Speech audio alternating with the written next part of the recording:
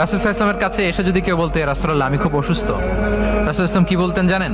রাসূল সাল্লাল্লাহু আলাইহি ওয়াসাল্লাম বলতেন, লা বাসা আলাইকা তুহুরুন ইনশাআল্লাহ।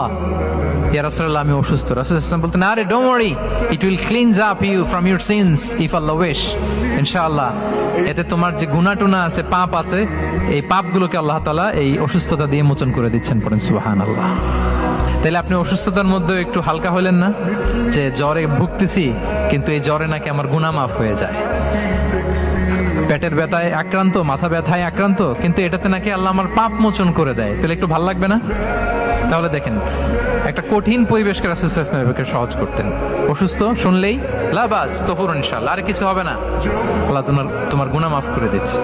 অসুস্থ ব্যক্তি দেখলে মাথায় হাত দিয়ে দোয়া করতেন, আল্লাহুম্মা রাব্বান নাস আযহিবিল বাস ইশফি আনতা শাফি লা শিফাআ ইল্লা শিফাউক শিফাআন লা ইউগাদিরু সাকামা। উজ্জীবিত হয়ে যেত অসুস্থ ব্যক্তি।